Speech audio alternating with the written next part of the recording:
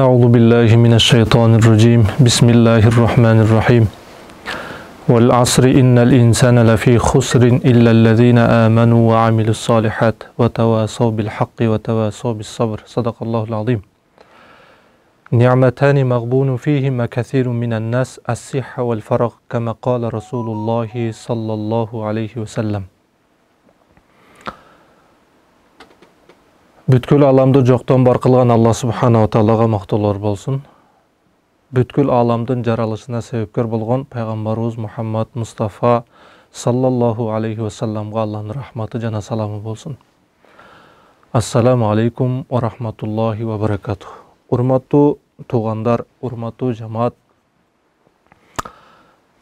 Алла субханала таалага чексиз мактоолор болсун, Аллахка шүгүрлөр болсун. Ушундай бир замананы, ушундай бир тынчтыкты, ушундай бир токчулукту сиз менен бизге урулуп аткан Алла субханала таалага мактоолор болсун. Канчалаган дүйнөдө тынчсыздык замана жүрүп жатат, канчалаган апаттар жүрүп жатат, канчалаган ачкачылыктар жүрүп жатат. Ошондой сыноолорду бербестен тынч жашоону бизге урулугон Алла субханала таалага мактоолор болсун. Ошондой эле урматтуу туугандар, сиз менен биз ынтызарлык менен күтүп жаткан Рамазан айы дагы сиз менен бизге кирип келе жатат. Бул Алла субханала тааланын мусулмандарга болгон бир белеги. Сиз менен биз ойлошубуз мүмкүн, бул кыйынчылык, бул орозо, ачкачылык, бирок мусулмандарга бул сүйүнүчтүү кабар. Тескерисинче мусулмандарга сүйүнүчтүү кабар. Эмне үчүн? Мусулмандарга бул айда Алла субханала таала бир белек кылып тартуулаган ай. Шайтандар байланып, кишенделип, жаннаттын эшиги ачылып, тозоктун эшиги жабылынган айлар, күндөр келе жатат, урматтуу туугандар. Буну биз сыймыктанып, курсанчылык менен күтүп, сүйүнүч менен, кубаныч менен тосуп ала турган ай. Бул жөнүндө Алла субханала таала өзүнүн кереметтүү Куранында мынтип айткан: Я айюхаллазина аману кутиба алейкумус сиям кама кутиба алаллазина мин кабликум. Иман келтирген менин пенделерим. Караңыз, Алла субханала таала иман келтирген менин пенделерим деп сиз менен бизге өзгөчө кайрылып жатат. Адамдар деп айткан жок. Буга кафырлардын тиешеси жок. Мусулмандарга, иман келтирген менин пенделерим, орозо силерге фарз кылынды, кандай эле силерден алдыңкы үммөткө фарз кылынгандай. Караңыз, бүткүл үммөткө орозо фарз кылынган. Ар түрдүү, ар кандай убакыттарда, ар кандай күндөр менен фарз кылынган. Бизге өзгөчө бир жылда бир ай орозо кармоо сиз менен бизге фарз кылынган. Бул Алла субханала тааланын белеги. Сыймыктануу менен күтүп алайлы. Башка аятында Алла субханала таала мынтип айткан: Шахру рамазан аллази унзила фихил Кур'ан худан линнас. Рамазан айы ушундай ай, бул айда Кур'ан түшүрүлгөн. Худан линнас, адамдарды хидаятка, туура жолго баштоо үчүн. Ва байинатин минал худа вал фуркан. Хидаят жана адал менен арамдын ортосунда ачык болуу үчүн түшүрүлгөн Кур'ан. Фаман шахида минкумуш шахра фальясум. Алла таала эмне деп жатат? Ким ушул айга күбө болсо, башкача айтканда тирүү болсо, анда фальясум, орозо кармасын. Урматтуу туугандар, араб тилинде амр сыйгасы бар, бул буйрук деп коет. Бизге атабыз бирдекени буйруса, ошол ишти кылыш бизге милдеттүү болуп калат, важип болуп калат. Ал эми бүткүл аламдын жаратуучусу болгон Алла субханала таала ким ушул айга күбө болсо орозо кармасын дегени, бул фарздыктын эң жогорку деңгээли билинип жатат. Ва мен кана маризан ау ала сафарин фаиддатун мин айямин ухар. Ким ушул айда оорулуу болуп калса, орозо кармай албай калса, же болбосо сапарда болуп калса, анда ушул орозо айын башка күндөргө жылдырсын. Урматтуу туугандар, бул жерде мен айткым келген нерсе, Алла субханала таала ооруларга, сапарда жүргөндөргө гана башка күнү орозо кармасын деп уруксат берип жатат. Башка ден соолугу чын, сапарда эмес, адамдарга баардыгына орозо кармоо милдеттүү экендигин Алла Таала айтып жатат. Келиңиз баарыбыз сыймыктануу менен орозону кармап, орозого аракет кылалы. Шылтоолор бул мен бир аз жумушум бар эле, мен бир аз иштеп жаттым эле, жумушума тоскоолдук болот экен деген шылтоолорду Алла Субханаху Таала кабыл кылбайт. Эмне үчүн? Урматтуу туугандар, Алла Субханаху Таала бизге жашоо берди, неамат берди, бала чака берди, жеп ичкенге тамак аш берди, кийим кече. Коюңуз, ушул күнгө чейин бактылуу жашап келатабыз. Ушул бактылуулуктардын баардыгын жалгыз Алла Субханаху Таала менен бизге берди. Бирок инсан Алла Субханаху Таалага өкүмдөрүн бербесе, өкүмдөрүн аткарбаса, бул толук шүгүрсүздүк, Алла Субханаху Таалага татыксыз пенде болуу. Ислам диниде 5 негизги парз болгон амалдар болсо, ошолордун негизи болгон бирөөсү бул орозо. Урматтуу туугандар, көпчүлүк мусулмандар бул орозого кайдыгер, орозону жеңил саноо менен санашат. Менин бир аз ашказаным ооруп турду эле, менин бир аз ишим бар эле. Урматтуу туугандар, биз дүйнөгө эмне үчүн жаралганбыз? Биз дүйнөгө Аллахты таанып, Аллахтын ибадатын кылуу үчүн гана жаралганбыз. Ал эми дүйнөдө өзүбүздүн кажеттерибизди бүтүрүү бул зарылчылык гана. Ошону ар бир мусулман, ар бир тууганыбыз, ар бир досторубуз түшүнсө жакшы болот эле.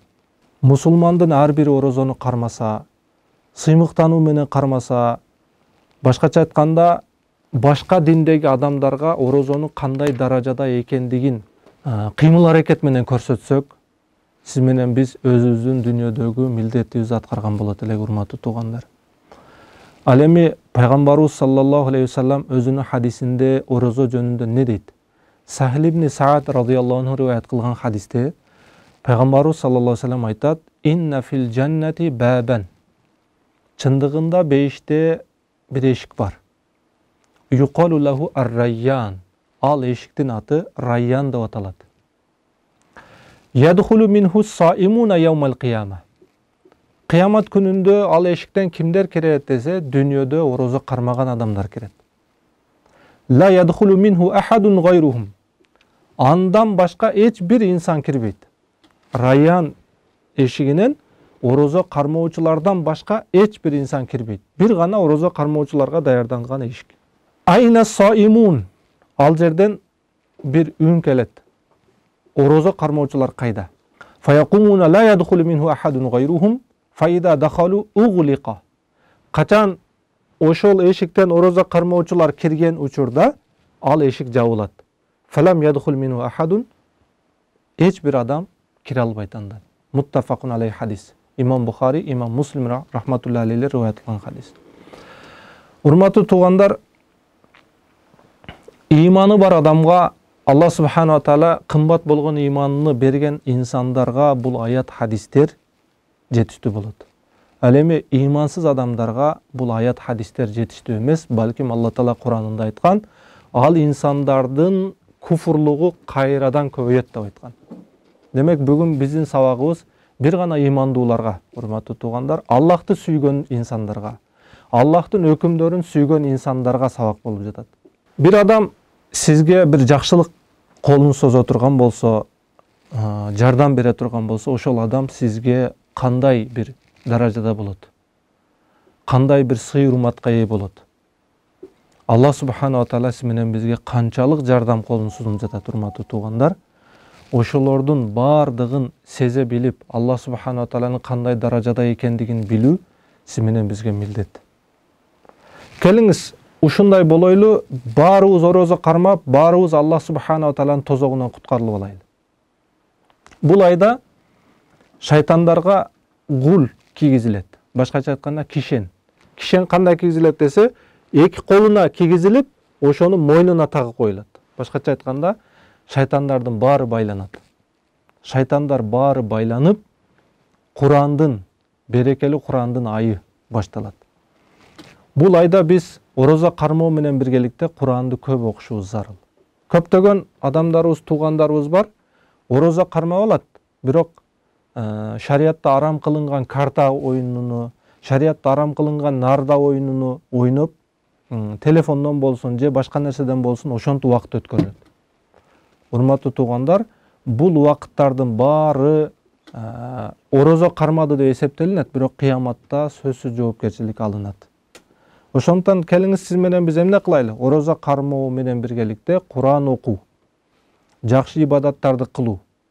Ушул жакшы Аллах Таалага сүйкүмдүү амалдар менен өткөрө турган болсок, ушул орозобуз бизди бейишке алып кире турган орозо болуп эсептелинет, урматтуу туугандар.